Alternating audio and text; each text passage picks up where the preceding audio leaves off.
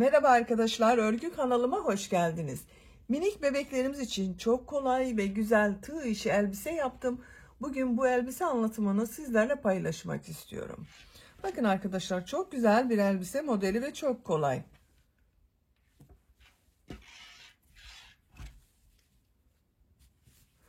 Arkadan düğmeli yaptım. Bebeği giydirip çıkarması kolay. Elbise örgüsünü yapacak olduğunuz çocuğun bel ölçüsüne göre zincir yaparak başlıyoruz. Ben bugün 3 aylık minik bir bebek için yaptım bu elbiseyi arkadaşlar. Siz bu elbiseyi her yaş çocuklarınız için yapabilirsiniz.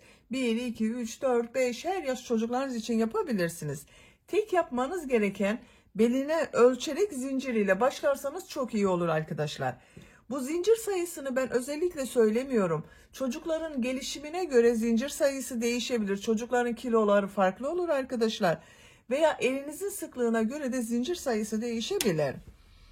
Modeli de çok kolay, bakın. Kolay modelli bir elbise arkadaşlar. Etek bölümü de 2 katlı gibi görünüyor. Beyaz ve bu rengi kullandım. Ama siz bu elbiseyi istediğiniz renkleri kullanarak yapabilirsiniz. Bel örgüsünün buraya bakın kordon taktım. Bir ip kordon yaptım. Onu taktım arkadaşlar. Çok güzel oldu. Bu şekilde kullanabilirsiniz. Veya çiçeklerle süsleme yapabilirsiniz. Ben bugün bu şekilde bir çiçek ile süslemek istiyorum. Bu çiçeğin anlatımını yaptım. YouTube kanalıma yükledim arkadaşlar. Bu çiçekten yapmak isterseniz çiçeğin olduğu YouTube linkini izlediğiniz bu elbise videosunun açıklama bölümüne ekliyorum. Siz o linke tıklayarak bunun gibi güzel bir çiçek yapabilirsiniz.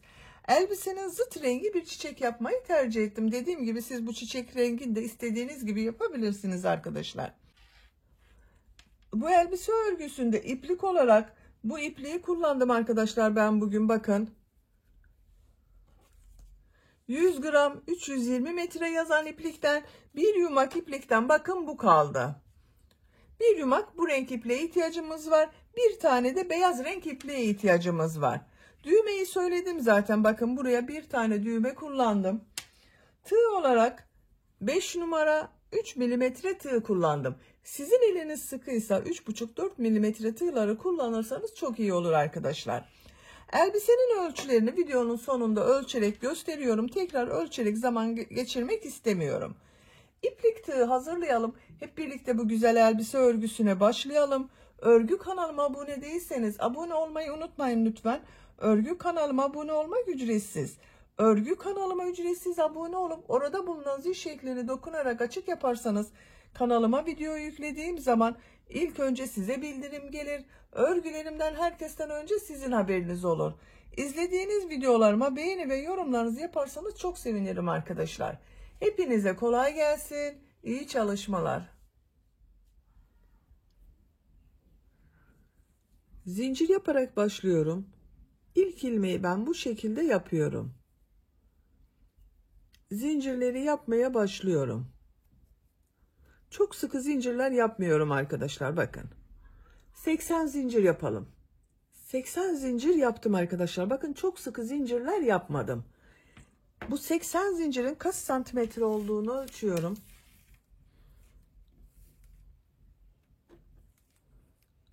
37 santimetre zincir uzunluğu var. Benim elimin sıklığına göre 37 santimetre için 80 zincir yaptım arkadaşlar. Sizin elinizin sıklığına göre bu 37 santimetre için daha fazla sayıda zincir yapmanız gerekebilir. 3 zincirde dönüş için yapıyorum. 1, 2, 3. Tığ üzerine iplik alıyorum. 3 ilmek atlıyorum. 1, 2, 3. 4. ilmek içine trabzan yapıyorum. Bu ilmekler üzerine trabzan yapıyorum bakın bu sırada. Her ilmek üzerine bir trabzan yapıyorum.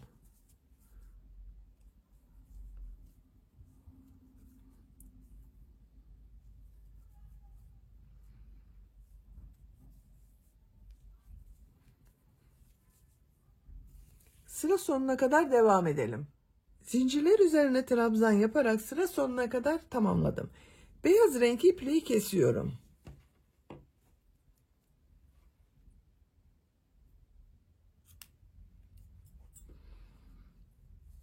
ilmek içinden çekiyorum.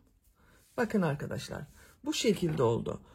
Bu ölçü yapacak olduğunuz bebeğin, çocuğun beline göre daha az veya daha çok olabilir arkadaşlar. Burada çocuğun beline ölçün. Eğer dar geliyorsa tekrar zincir yaparak fazla sayıda başlayın. Geniş geliyorsa da 1-2 ilmek eksik başlayabilirsiniz. Bakın, çocuğun beline göre olacak burası. Her yaş çocuklar için yapabilirsiniz. Bu renk iplik ile modele başlıyorum. Bakın, sıra başında 3 ilmek atlayarak yaptığım bir trabzan var. Bunun son ilmek üzerine şu şekilde ilmek yapıyorum. Zincir yaptım, sağlamlaştırdım. 2 zincir yapıyorum. Bakın, bu bir zincirle sağlamlaştırdım. 3 zincir oldu. Tığ üzerine iplik alıyorum. Bu bir ilmeği atlıyorum bakın. İkinci ilmek içine 2 trabzan, 2 zincir, 2 trabzan yapıyorum. İplik ucunu da içinde tutuyorum.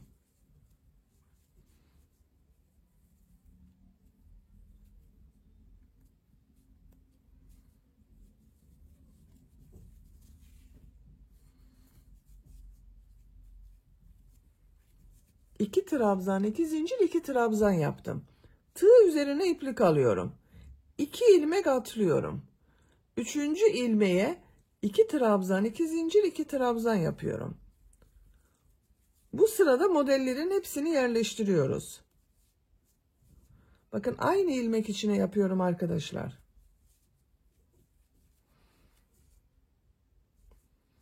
Tığ üzerine iplik alıyorum. 2 ilmek atlıyorum. Üçüncü ilmeğe 2 trabzan, 2 zincir, 2 trabzan yapıyorum.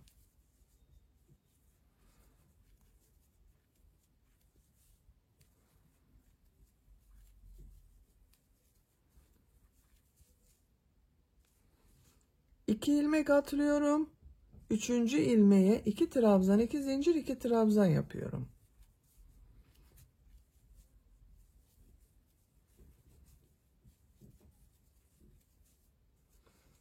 Bakın, bu şekilde oluyor. Sıra sonuna kadar devam edelim. Modelleri sıra sonuna kadar yaptım. Sıra sonunda bakın, bir ilmek atlıyorum. Son ilmeğe trabzan yapıyorum. Bakın arkadaşlar, bu ilk sırada modelleri yerleştirdik. Kaç model yaptığımı sayıyorum. 2, 4, 6, 8, 10, 12, 14, 16, 18, 20, 22, 24, 26 model var. Sizin 25 model olabilir, 27 model olabilir, fark etmez arkadaşlar. Bakın, görüntüsü böyle. Bu sırada bu iki bölümü birleştiriyorum bakın.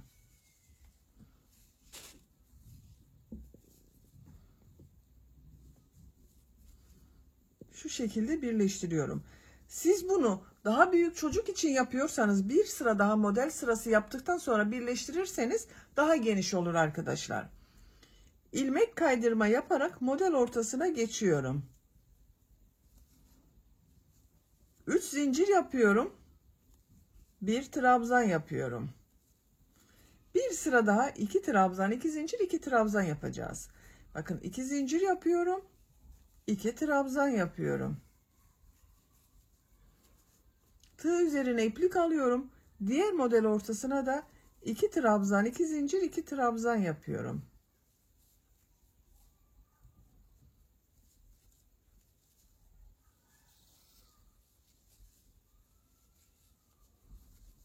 Bakın, bu şekilde. Diğer model ortasına da aynı şekilde 2 trabzan, 2 zincir, 2 trabzan yaparak devam ediyoruz. Sıra sonuna kadar devam edelim. İkinci model sırasını sıra sonuna kadar tamamladım bakın arkadaşlar. Bu son modele de yine 2 trabzan, 2 zincir, 2 trabzan yaptım. İlk yaptığım bu model ile ilmek kaydırma yaparak birleştiriyorum. Sıra başında bakın 3 zincir yaparak bir trabzan yaptım. Bunun 3. zincir üzerine tığ takıyorum. İlmek aldım, ilmek kaydırma yapıyorum. Bakın, sırayı birleştirdim. 3. model sırasındayım. İlmek kaydırma yaparak model ortasına geçiyorum bakın. Model ortasındayım. 3 zincir yapıyorum. 1 trabzan yapıyorum. 2 zincir yapıyorum. 2 trabzan yapıyorum.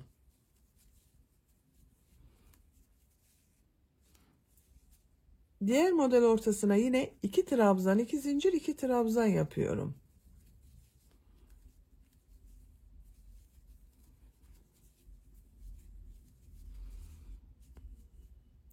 Sıra sonuna kadar devam edelim. Sıra sonuna kadar tamamladım. Son modeli ilk yaptığım model ile ilmek kaydırma yaparak birleştiriyorum.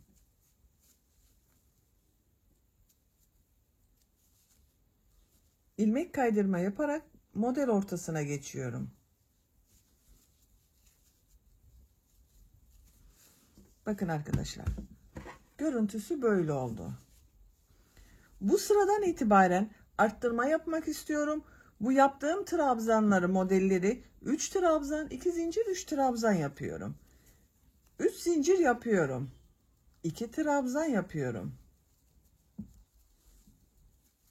Bu yaptığım 3 zincirle birlikte bakın 3 trabzan oldu. 2 zincir yapıyorum. 3 trabzan yapıyorum.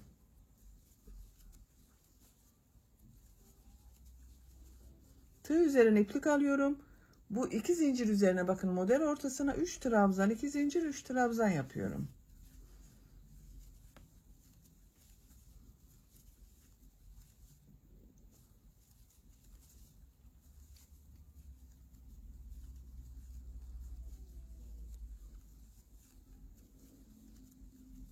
Üç trabzan, 2 zincir, 3 trabzan yaptım. Buraya da 3 trabzan, 2 zincir, 3 trabzan yapıyorum.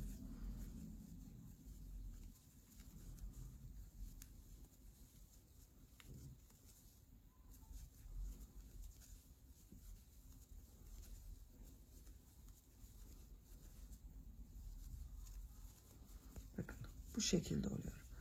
Sıra sonuna kadar 3 trabzan, 2 zincir, 3 trabzan yapalım. İlmek kaydırma yaparak sırayı birleştirelim. Bir sonraki sırada yine 3 trabzan, 2 zincir, 3 trabzan model yapacağız. Örgü bu şekilde devam edecek arkadaşlar. 3 trabzan, 2 zincir, 3 trabzan şeklinde modeller yaparak bu etek yüksekliğini tercihinize ve yapacak olduğunuz bebeğin, çocuğun büyüklüğüne göre tamamlayalım. 12 model sırası olarak yaptım. Sayıyorum: 1, 2, 3, 4, 5, 6, 7, 8, 9, 10, 11, 12. Santimetre olarak ölçüyorum.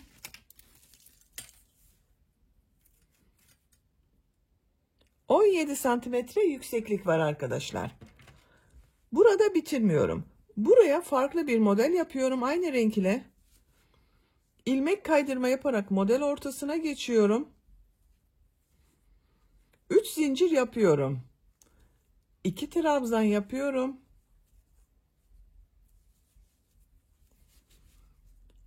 2 zincir yapıyorum. Bu son yaptığım trabzanın bakın şu ilmeğe tığ takıyorum. Sık iğne yapıyorum. Tığ üzerine iplik alıyorum. Buraya 3 trabzan yapıyorum.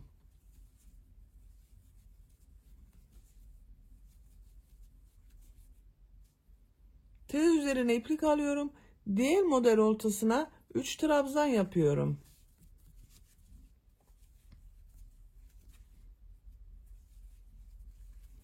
Şimdi bu küçük pıtırcık modelini yapacağız yine. 2 zincir yapıyorum. Bakın son yaptığım bu trabzanı, bakın şurada ilmek var. Bu ilmeğe tığ takıyorum. İlmek aldım. İplik alıyorum. İkisini içinden çekiyorum. Bakın minik model yapıyorum. 3 trabzan yapıyorum.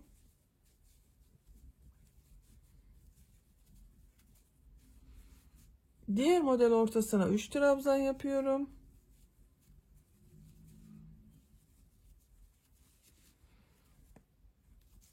İki zincir yapıyorum. Model yapıyorum bakın buraya. 3 trabzan yapıyorum.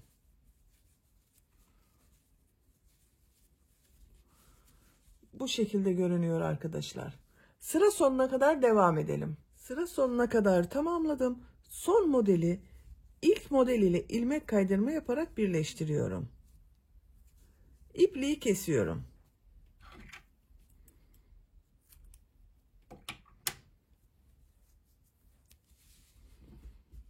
Bakın arkadaşlar, etek ucu bu şekilde oldu.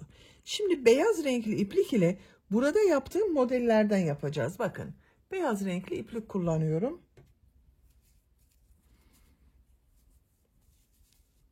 Beyaz renkli iplik ile modeli buradan başlayacağız arkadaşlar. Bakın, buralara model yapacağız. Bir ilmek yapıyorum.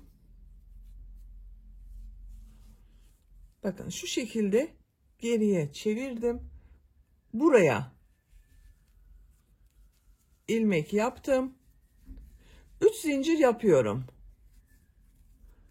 2 trabzan yapıyorum.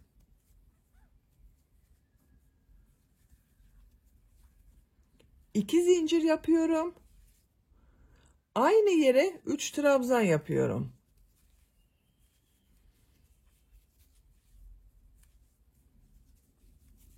Bakın, bu başta yaptığım 3 zincirde 1 trabzan, 3 trabzan, 2 zincir, 3 trabzan oldu. Görüntüsü böyle bakın arkadaşlar. 2 model ortasına yaptım bu beyaz renkli modeli. Tığ üzerine iplik alıyorum. Bu 2 model ortasındaki bu boşluğa yine 3 trabzan, 2 zincir, 3 trabzan yapıyorum.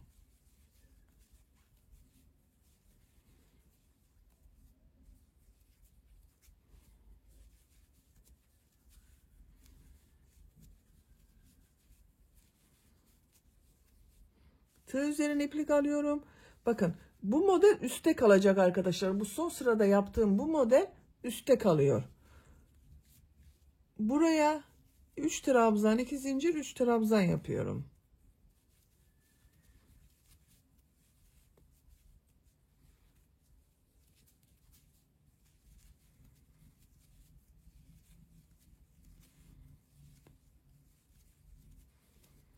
Bakın.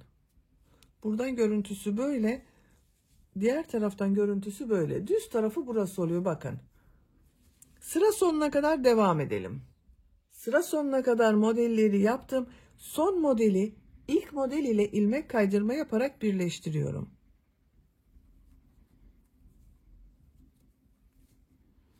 İlmek kaydırma yaparak model ortasına geçiyorum.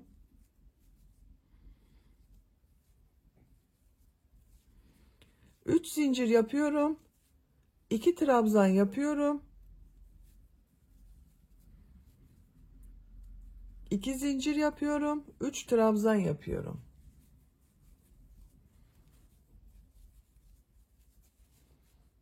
Model ortasına 3 trabzan, 2 zincir, 3 trabzan yapıyorum.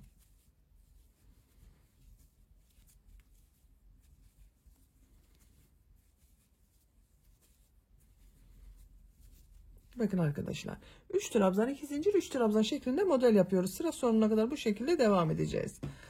Görüntüsü böyle oldu bakın. Beyaz yaptıktan sonra model ile görüntüsü böyle oldu.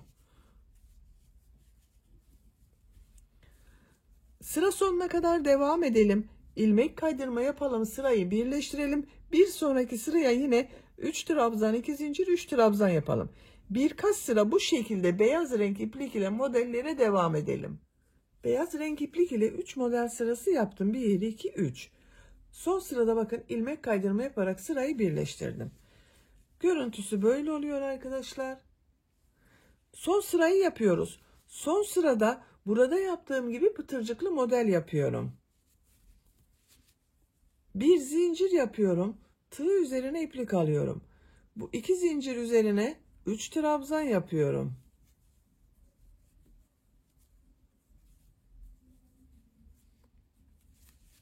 İki zincir yapıyorum. Bakın, pıtırcık modeli yapıyorum. Bu ilmeğe tığ taktım. Pıtırcık modeli yaptım. 3 trabzan yapıyorum.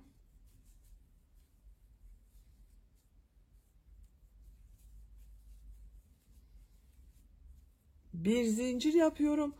Bu 2 model ortasına sık iğne yapıyorum. Bir zincir yapıyorum. Buraya yine pıtırcıklı model yapıyorum. Bakın, 3 trabzan.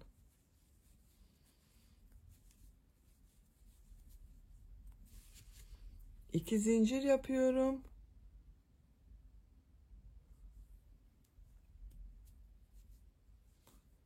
Tekrar 3 trabzan yapıyorum.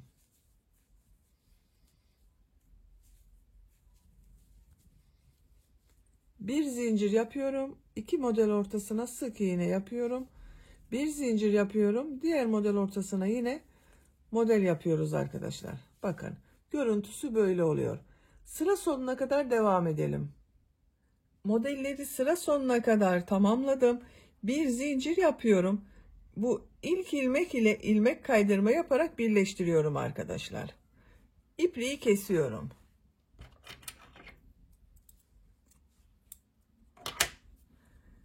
İlmek içinden çektim. Bakın etek bölümü bu şekilde oldu. Çok güzel oldu.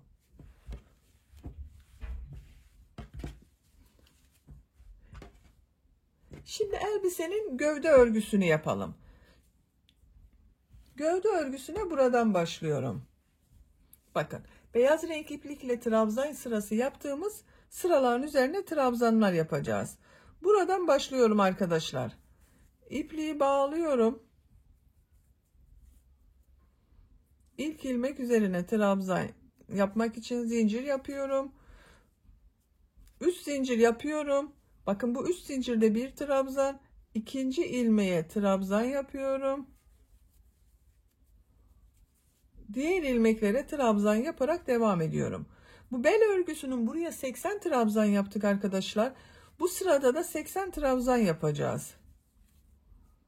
Sıra sonuna kadar devam edelim. İlmekler üzerine trabzan yaparak sıra sonuna kadar tamamladım.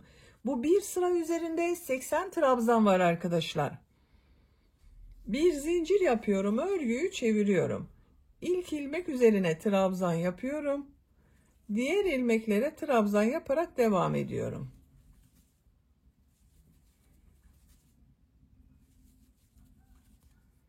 Sıra sonuna kadar devam edelim.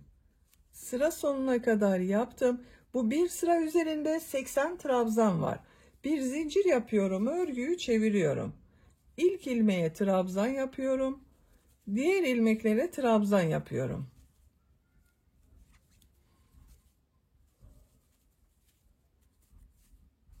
Gövde bölümünün örgüsüne bu şekilde devam edelim arkadaşlar. 5 veya 6 sıra devam edelim. 80 trabzan ile 5 sıra olarak yaptım. 1, 2, 3, 4, 5. Bu yükseklik benim yapacağım ölçü için yeterli. Ben bugün 3 aylık bir bebek için yapıyorum. 5 sıra yaptım arkadaşlar. Siz 6-12 aylık bir bebek için yapıyorsanız bunu 6 sıra olarak devam edebilirsiniz. Şimdi ön ve arka bölümleri ayıracağız arkadaşlar. Önü ayrı öreceğiz, arka bölümleri ayrı öreceğiz. Ben işaretleri yaptım, bakın buraya. Bir sıra üzerinde 80 ilmek var. Buradan sayıyorum bakın. Ortaladım. Bu kırmızı yaptığım işarete kadar 40 burada var, 40 burada var arkadaşlar. Ön bölümü işaretlemek için bakın ortaya işaret yaptım. Buradan sayıyorum. 2, 4, 6, 8, 10, 12, 14, 16, 18, 19'uncuya işaret yaptım. 19'uncu da buraya işaret yaptım.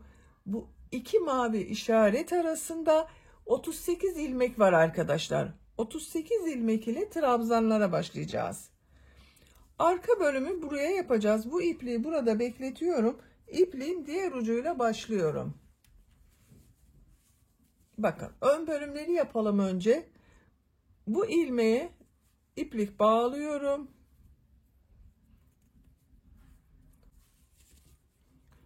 Bu işaret yaptığım bakın ilmekten bir ilmek yapıyorum. Bu 38 ilmekten arkadaşlar bir ilmek burada keseceğiz. Bir ilmek de sıra sonunda keseceğiz. Kesmeyi bakın aynı ilmeğe trabzan yapmayacağız. Öyle kesilecek bu ilk yerde. Bakın bu ilk ilmeği atlıyorum. İkinci ilmeğe trabzan yapıyorum. Diğer ilmeklere trabzan yapıyorum. Sıra sonunda yine bir kesme yapacağız arkadaşlar. Sıra sonunda 2 ilmek kalasıya kadar devam edelim. Sıra sonuna kadar yaptım. Bakın sıra sonunda işaretle birlikte 2 ilmek var arkadaşlar. Bu 2 ilmeği birlikte trabzan yapıyorum. Bakın bekletiyorum. Tığ üzerine iplik aldım, trabzan yaptım. Bakın bu ikisini birlikte yaparak tek ilmek yaptım burayı. Bir zincir yapıyorum, örgüyü çeviriyorum. İlk ilmek üzerine trabzan yapıyorum. Diğer ilmeklere trabzan yaparak devam ediyorum. Sıra sonuna kadar devam edelim. Sıra sonuna kadar yaptım. Bu bir sıra üzerinde 36 trabzan var arkadaşlar. Bir zincir yapıyorum, örgüyü çeviriyorum. İlk ilmek üzerine trabzan yapıyorum. Diğer ilmeklere trabzan yaparak devam ediyorum. Bakın, ön bölümün örgüsü bu 36 trabzan ile devam edecek. 5 sıra olarak devam edelim arkadaşlar. Ön bölüm örgüsünü 5 sıra olarak yaptım. 1, 2, 3, 4, 5. Bakın bu şekilde oldu. Şimdi omuzlarını ayıracağız arkadaşlar. İki taraftan omuz askısı yapacağız. Siz daha büyük çocuk için yapıyorsanız bir sıra daha bu trabzan sırasına devam edebilirsiniz. Bir zincir yapıyorum, örgüyü çeviriyorum. 8 trabzan yapıyorum arkadaşlar. Omuz askısı için bakın. 1, 2, 3, 4, 5, 6, 7, 8. Bir zincir yapıyorum, örgüyü çeviriyorum. İlk ilmeğe trabzan yapıyorum. 8 trabzan yapıyoruz. Sıra sonuna kadar devam edelim. Sıra sonuna kadar tamamladım. Bir sıra üzerinde 8 trabzan var. Bir zincir yapıyorum, örgüyü çeviriyorum. İlk ilmeğe trabzan yapıyorum. Diğer ilmeklere de trabzan yapıyorum. 8 trabzan ile devam edecek arkadaşlar. 7 veya 8 sıra olarak devam edelim. Örgüyü 8 trabzan ile 7 sıra olarak yaptım. 1, 2, 3, 4, 5, 6, 7. Burada bitiriyorum arkadaşlar. Siz daha büyük çocuk için yapıyorsanız 1 veya 2 sıra devam edebilirsiniz. İlmek içinden çekiyorum. Bakın. Şimdi diğer ön bölümü yapalım. Bunu 8 trabzan ile başladım. Bunu da 8 trabzan yapacağız. Bakın sıra sonunda sayıyorum. 1, 2, 3, 4, 5, 6, 7, 8. İpliği bağlıyorum.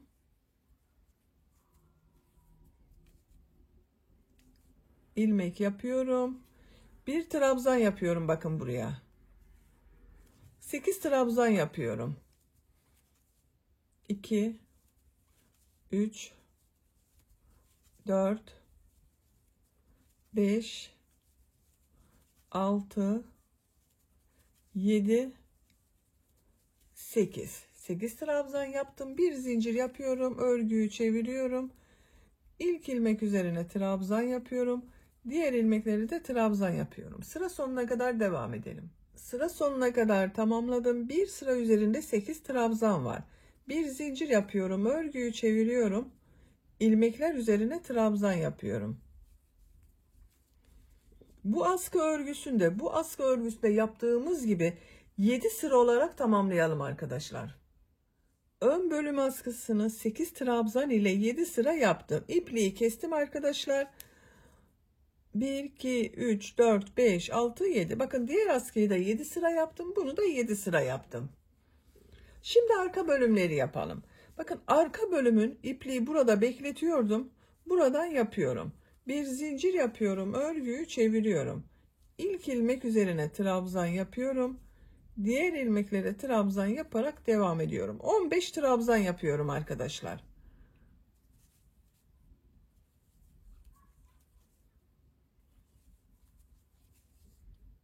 Arka bölüm için 15 trabzan yaptım. 2, 4, 6, 8, 10, 12, 14, 15. Bir zincir yapıyorum. Örgüyü çeviriyorum. İlk ilmeğe trabzan yapıyorum. Diğer ilmeklere de trabzan yapıyorum.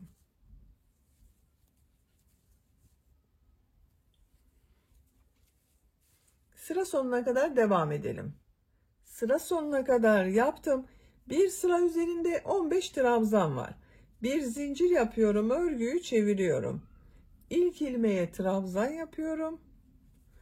Diğer ilmeklere trabzan yapıyorum. Bu bölüm 15 trabzan ile devam edecek arkadaşlar. 5 sıra olarak tamamlayalım. Arka bölüm örgüsünü 15 trabzan ile 5 sıra yaptım. 1, 2, 3, 4, 5. Şimdi askılar yapacağız. Bu ön bölümde yaptığım gibi 8 trabzan ile askı yapacağız arkadaşlar. Bir zincir yapıyorum. Örgüyü çeviriyorum. İlk ilmeğe trabzan yapıyorum. 8 trabzan yapıyorum. 1, 2,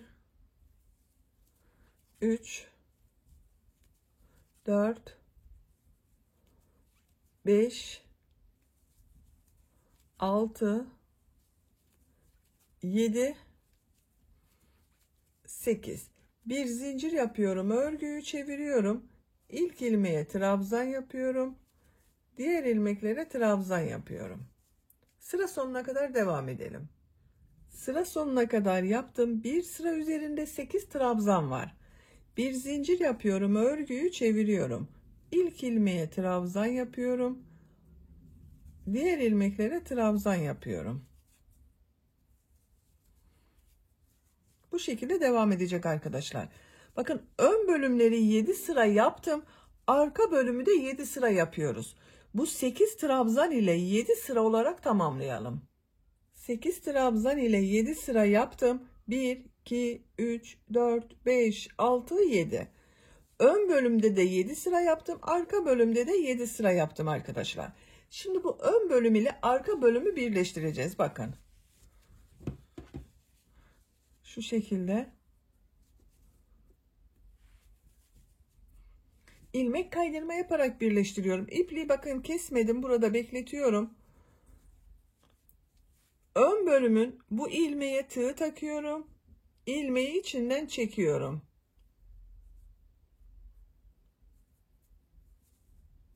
İkinci ilmeğe tığ takıyorum. İplik aldım. İlmek kaydırma yapıyorum. Tığ çıkarıyorum bakın ilmekten. İkinci ilmeğe tığ takıyorum. İlmeği içinden çekiyorum.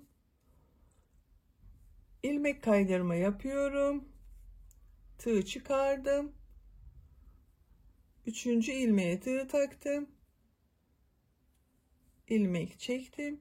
Bu şekilde ilmek kaydırma yapıyoruz.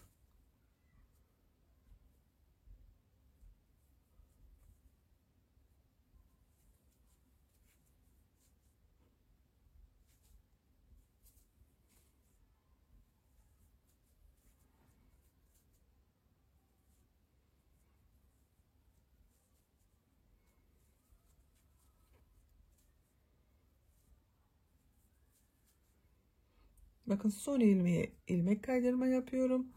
Buradan da son ilmeğe ilmek kaydırma yapıyorum.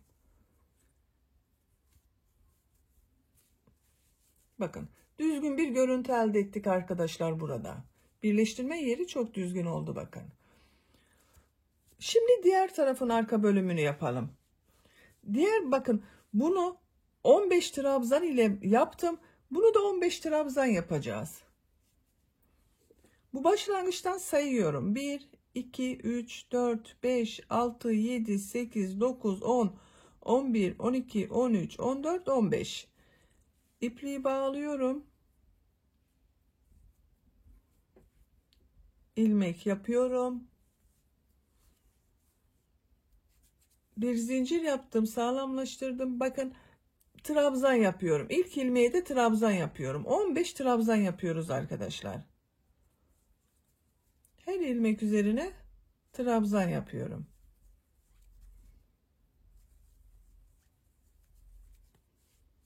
Sıra sonuna kadar devam edelim. Sıra sonuna kadar tamamladım. Bakın bir sıra üzerinde 15 trabzan var.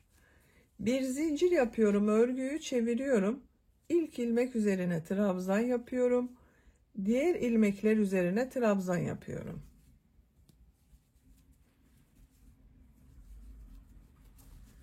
Sıra sonuna kadar devam edelim. Sıra sonuna kadar yaptım. Bir sıra üzerinde 15 trabzan var arkadaşlar. Bir zincir yapıyorum. Örgüyü çeviriyorum. trabzan yapıyorum. Bu 15 trabzan ile 5 sıra yapacağız. Bakın burada 5 sıra trabzan sırası yaptım. Bunu da 5 sıra olarak tamamlayalım. 15 trabzan ile bakın 5 sıra yaptım. 2, 4, 5. Burada da 5 sıradan sonra askılarını yaptım arkadaşlar. Şimdi askılarını yapacağız. Askıyı 8 trabzan ile yaptım. Buradan 7 ilmek kaydırma yapıyorum. Sıra sonunda 8 trabzan kalasıya kadar. Bir zincir yapıyorum. Örgüyü çeviriyorum. İlmek kaydırma yapıyorum. 3 4 5 6 7. Buradan ilmek sayıyorum bakın. 1 2 3 4 5 6 7 8. Tığ üzerine iplik alıyorum. Bu ilk ilmek üzerine trabzan yapıyorum. 8 trabzan yapıyorum.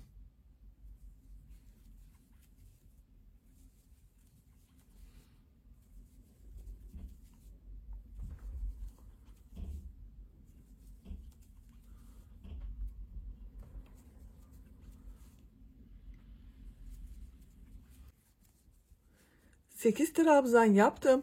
Bir zincir yapıyorum. Örgüyü çeviriyorum. İlk ilmek üzerine trabzan yapıyorum. Diğer ilmeklere trabzan yapıyorum. 8 trabzan yapıyoruz.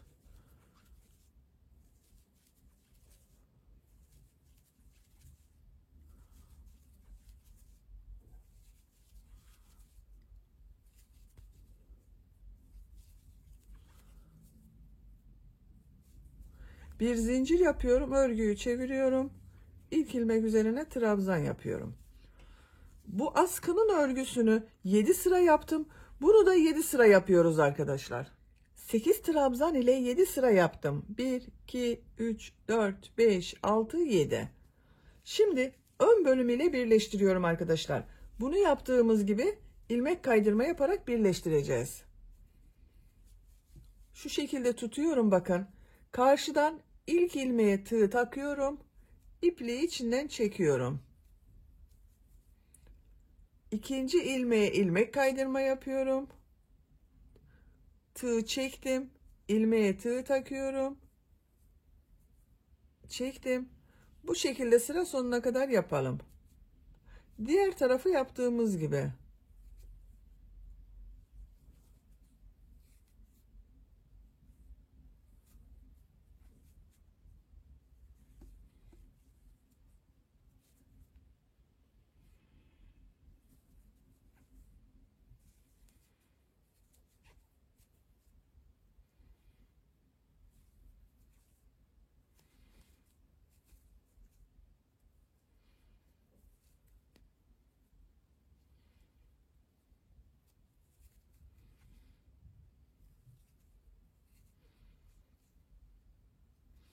Son ilmeği de bakın ilmek kaydırma yapıyorum. İpliği kesiyorum.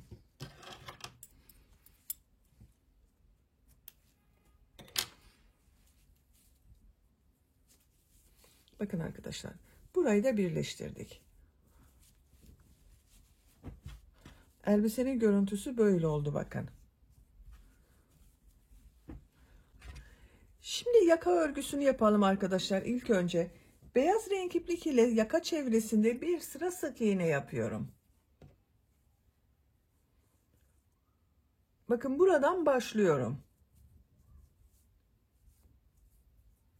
İpliği bağlıyorum. Bir ilmek yapıyorum. Buraya ilk önce bir düğme iliği yapmak istiyorum. Zincir yapıyorum. Düğme iliği için 6 zincir yapıyorum. 1 2 3 4 5 6. Aynı ilmeğe sık iğne yapıyorum. Bakın düğme iliğini bu şekilde yaptım. Diğer ilmeklere sık iğne yaparak devam ediyorum. İplik ucunu içinde tutuyorum.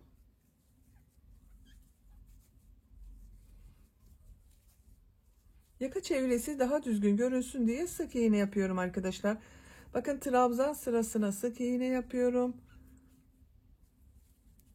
Her trabzan sırasına 2 sık iğne yaparsanız daha düzgün görünüyor arkadaşlar. Ama elinizin sıklığına göre arada bir tane de yapabilirsiniz. Yaka çevresinde sık iğne yaparak buraya kadar devam edelim. Yakanın diğer ucuna kadar sık iğne yaptım. İpliği kesiyorum arkadaşlar, bakın. İpliği kestim. İlmek içinden çektim. Bu şekilde oldu. Bakın yaka çevresinde beyaz renk iplik ile bir sıra sık iğne yaptım. Buraya da düğme iliği yaptım. Şimdi bunların üzerinden bir sırada renkli iplik ile sık iğne yapıyorum. Bu düğme iliği yaptığım, bakın bu ilmekten ilmek yapıyorum.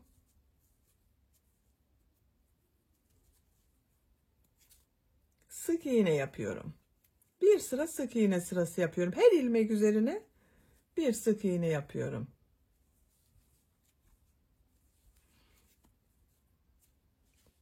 Buraya kadar devam edelim.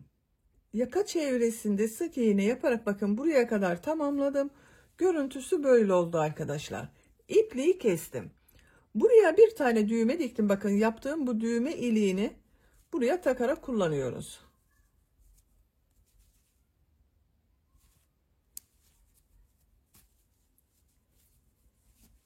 Yaka örgüsünü bitirdik. Şimdi kollarını yapalım.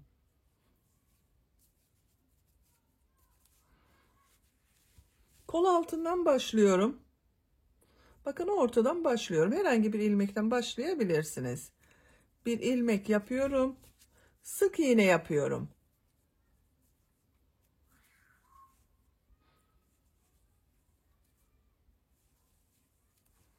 Bakın gördüğüm ilmeklere sık iğne yapıyorum. Bu sık iğneyi kol çevresi daha düzgün görünsün diye yapıyorum arkadaşlar. Her trabzan sırasına 2 sık iğne yaparsanız daha düzgün görünüyor. Siz onun ayarlamasını yapabilirsiniz. Kol çevresinde sık iğne yaparak başladığım yere kadar devam edelim. Kol çevresinde sık iğne yaparak sıra sonuna kadar tamamladım. Son ilmeği ilk yaptığım bu ilmek ile ilmek kaydırma yaparak birleştiriyorum. Bakın arkadaşlar bu şekilde oldu. Kol çevresinden bir sıra sık iğne yaptım, daha düzgün göründü. Şimdi bunun üzerinden renkli iplik ile sık iğne yapıyorum. Etek örgüsünü yaptığım iplik ile bakın. İlmeğin rengini, beyaz ipliği kesmiyorum arkadaşlar. Bir sonraki sırada trabzanlar yapacağız. Şu şekilde ilmek rengini bu renk yapıyorum. Bir zincir yaptım. Aynı ilmeğe sık iğne yapıyorum. Bir sıra sık iğne sırası yapıyorum. Her ilmek üzerine bir sık iğne yapıyorum.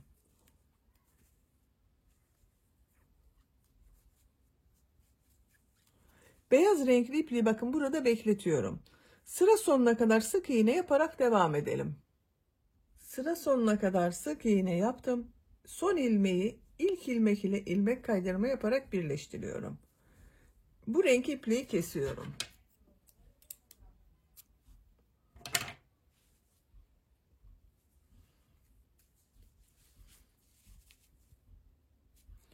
Beyaz renkli ipliği burada bekletiyordum. Bu ipliği bakın bu son yaptığım ilmekten çekiyorum. 4 zincir yapıyorum. 1, 2, 3, 4. Tığ üzerine iplik alıyorum. Aynı ilmek içine trabzan yapıyorum. Burada bir V şekli oldu bakın arkadaşlar. Bu sırada V şekilleri yapacağız. Tığ üzerine iplik alıyorum. Bir ilmek atlıyorum. İkinci ilmeğe bir trabzan, 2 zincir, bir trabzan yapıyorum.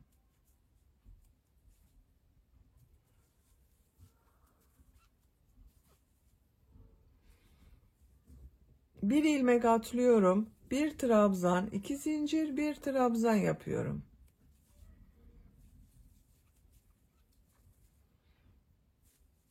Bir ilmek atlıyorum. Bir trabzan, 2 zincir, bir trabzan yapıyorum. Sıra sonuna kadar devam edelim. Sıra sonuna kadar V şekillerini yaptım. Bakın arkadaşlar bu şekilde oldu. Bu son yaptığım V şeklini ilk yaptığım V şekliyle ilmek kaydırma yaparak birleştiriyorum. Bakın bir ilmek atlıyorum. Tığ taktım, iplik aldım, ilmek kaydırma yaptım. Şimdi bunların üzerine üçlü trabzanlar yapacağız. 4 zincir yapıyorum. Tığ üzerine 2 defa iplik doluyorum. Üçlü trabzan yapıyorum. 3 defa da çıkarıyorum bakın. 2 2 2 olarak çekiyorum. Tığ üzerine 2 defa iplik doluyorum. Bakın şu şekilde tığı taktım. 1 2 3 defa da çıkarıyorum. Her V şeklin içine 5 üçlü trabzan yapıyorum.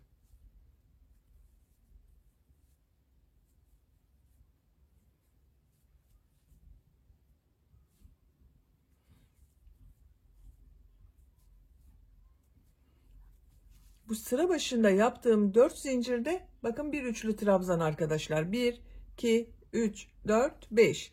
Tığ üzerine 2 defa iplik doluyorum. Diğer V şekli içine 5 üçlü trabzan yapıyorum.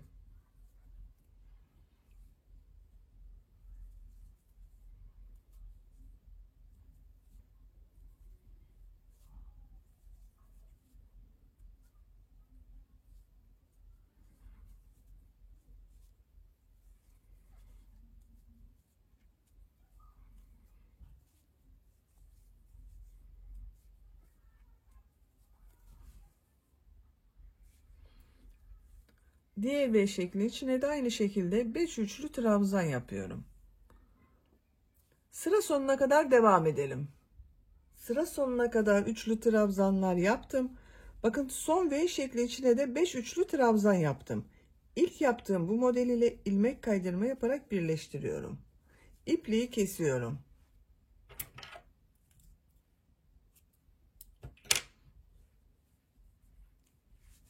Bakın arkadaşlar bu şekilde dalga dalga çok güzel oldu. Diğer kol örgüsünü de yaptım ben. Bakın arkadaşlar bu şekilde oldu. Siz de diğer kol örgüsünde bu kol örgüsünü başladığımız gibi başlayıp tamamlayabilirsiniz. Bakın elbisenin örgüsünü böylece bitirmiş oldum.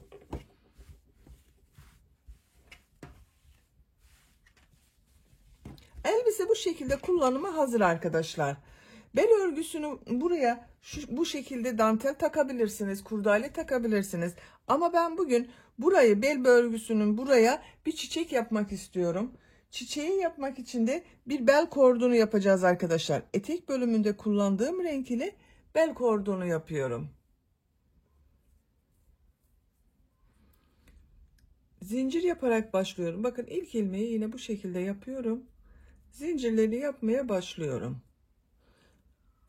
Çok sıkı zincirler yapmayalım arkadaşlar. Bu yaptığınız elbisenin beline göre zincir yapacağız arkadaşlar. Ölçerek yapabilirsiniz. Zincirleri tamamlayalım. Zincirleri tamamladım. Çok sıkı zincirler yapmadım arkadaşlar bakın. Bu zincir sayısı yaptığınız elbisenin büyüklüğüne göre az veya çok olabilir. Bakın nasıl yaptığımı gösteriyorum. Şu şekilde tuttum zincir ucunu. Elbisenin belini ölçüyorum.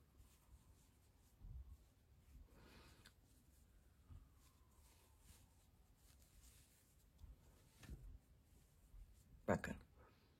Tam oldu. Şimdi bu zincirler üzerine sık iğne yapıyorum. Bir ilmek atlıyorum. İkinci ilmek üzerine sık iğne yapıyorum. Diğer ilmeklere sık iğne yapıyorum.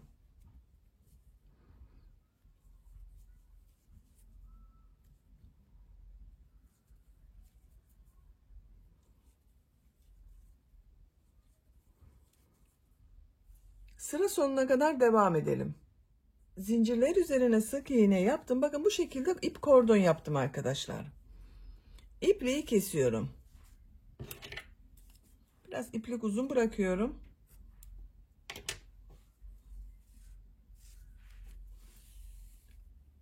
Bakın kordonumuz bu şekilde. Şimdi bu kordonu elbisenin beline takacağız. Bakın bu başladığım ilmek vardı. Bunu şurada tutturuyorum arkadaşlar.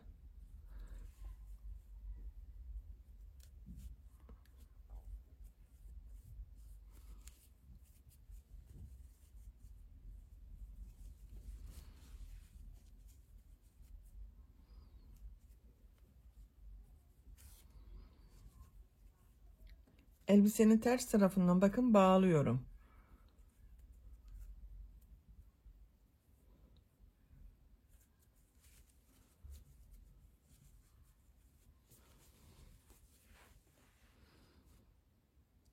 şu şekilde bakın 2 ilmek takıyorum. Altta 2 ilmek kalacak.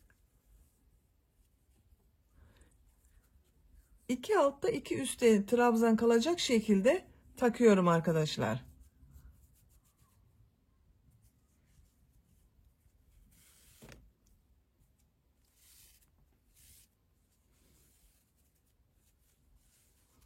Bakın bu şekilde oluyor.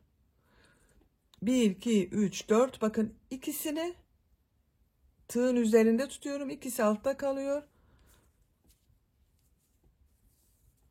Bunu elinizle düzelterek yaparsanız daha düzgün olur.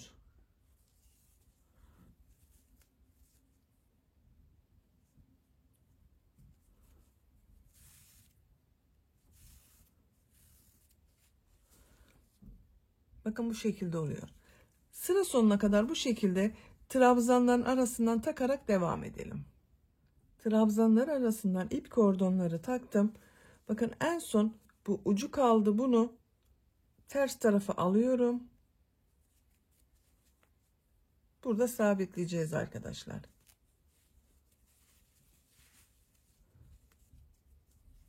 Bakın bu şekilde. Şimdi burada duran iplik var bakın. Başlangıçta bağladığım iplik var. Onu bu tarafa çekiyorum.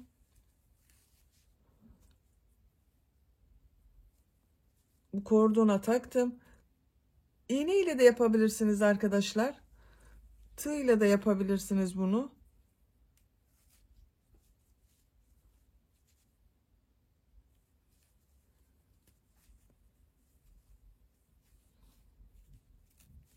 Bakın. Bu şekilde oldu. Görüntüsü böyle oldu. Bakın çok güzel oldu.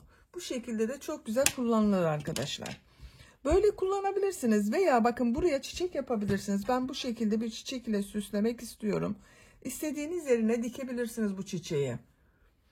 Sade renkli yapabilirsiniz. Ben biraz canlı görünsün diye böyle canlı renklerle bir çiçek yaptım. Bunu bel örgüsünün buraya dikiyorum arkadaşlar. Dediğim gibi siz bu şekilde de kullanabilirsiniz. Bu çiçekleri yapmak isterseniz bu çiçeğin anlatımını ben yaptım. YouTube kanalıma yükledim arkadaşlar. Bu çiçeğin olduğu YouTube linkini izlediğiniz bu videonun açıklama bölümüne ekliyorum. O çiçek linkine tıklarsanız siz de bunun gibi bir çiçek yapabilirsiniz. Veya farklı kendinizin zevkine göre istediğiniz gibi süsleme de yapabilirsiniz. Elbisenin örgüsünü böylece bitirmiş oldum. Bitmiş olarak size ölçülerini söylüyorum. Minik bir elbise yaptık arkadaşlar. Bel örgüsünün buradan gövde genişliğini ölçüyorum. 22 santimetre. Yüksekliğini ölçüyorum.